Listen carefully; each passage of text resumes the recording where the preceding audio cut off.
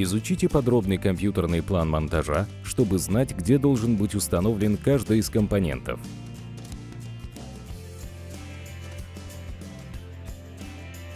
Отметьте положение термостата на стене, ориентировочно на высоте в 1,5 метра от уровня бетонного основания. Место установки должно быть защищено от прямых солнечных лучей и сквозняков. Просверлите в стене отверстие диаметром 65 мм для установки стандартного подрозетника под термостат.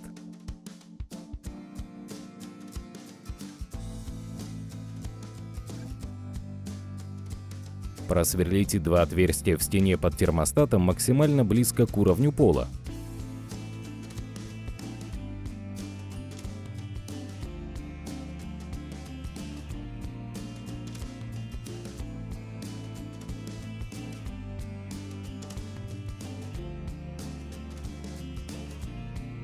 Для бетонных стен выполните дисковой пилой прорези в стене, а затем при помощи долота удалите бетон между ними, сформировав желоб для прокладки кабельных каналов. Очистите бетонный пол при помощи пылесоса. Убедитесь, что пыль полностью удалена. Аккуратно закрепите эластичную ленту или уплотнение на стене по периметру обогреваемой площади. Она будет служить в качестве температурного шва. Кроме того, необходимо предусмотреть подобные тепловые швы между независимо работающими контурами обогрева и прилегающими необогреваемыми участками. Пропустите гибкие кабельные каналы сквозь подрозетник и закрепите его на стене.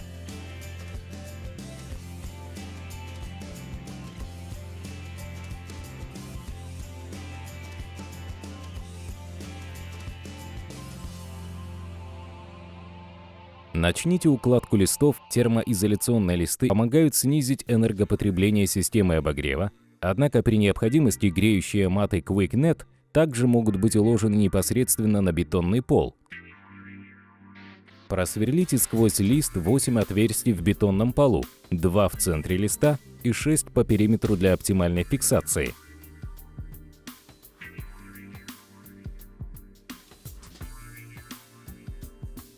Прикрепите листы к полу при помощи фиксирующих штифтов .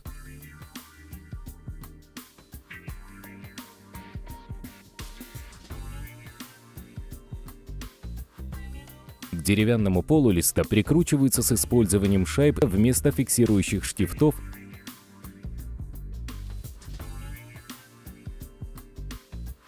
Дойдя до стены, обрежьте лист до необходимой длины при помощи ножа.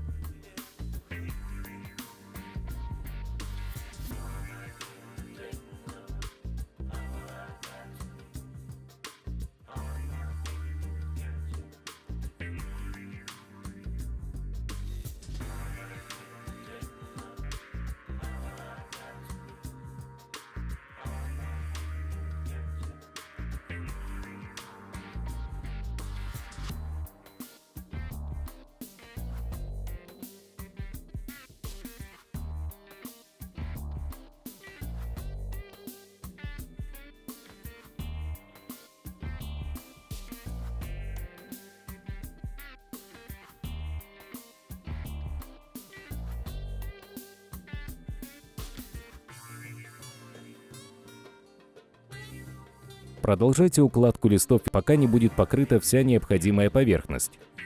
Проверьте, что стыки между листами смещены не менее чем на 15 см, а листы нигде не перекрывает температурный шов.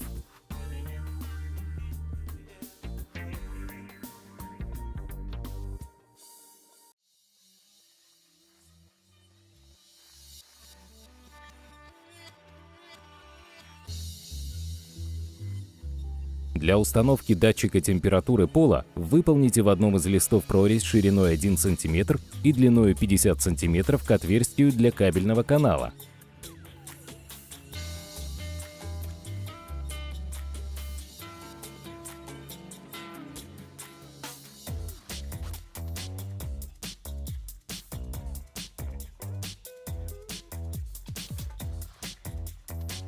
Запишите результат измерений в журнал выполнения работ. Измерьте сопротивление греющего кабеля. Сравните результат измерений со значением, указанным в справочной таблице.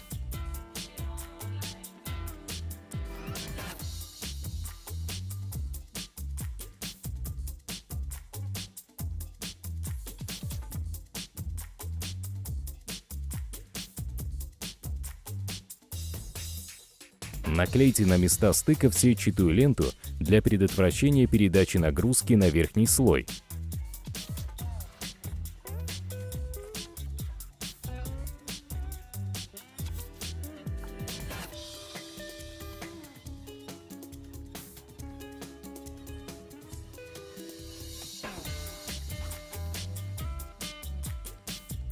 Отметьте на листах изолекта места расположения рядов греющего кабеля.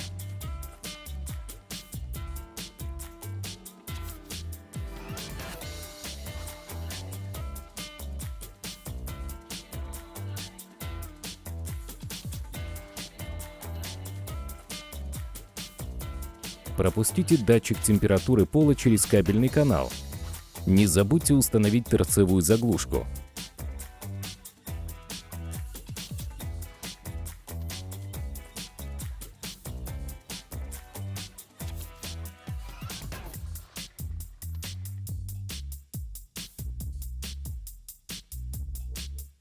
Приклейте кабельный канал с датчиком к листу изолекта, расположив его между двумя нитками кабеля.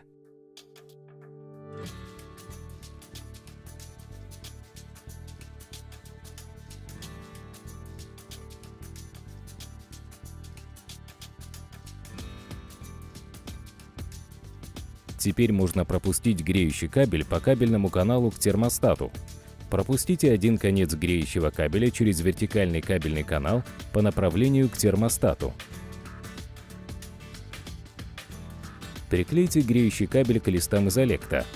Соблюдайте осторожность при укладке места стыка холодного конца с греющим кабелем. Не сгибайте его и устанавливайте строго прямолинейно на листах изолекта.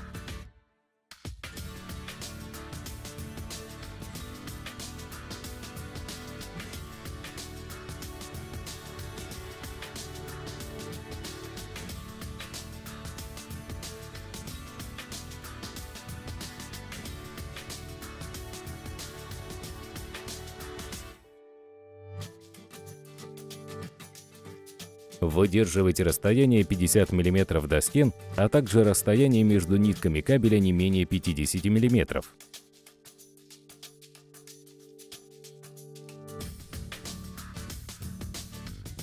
Продолжайте укладку греющего кабеля, пока не будет покрыта вся необходимая площадь.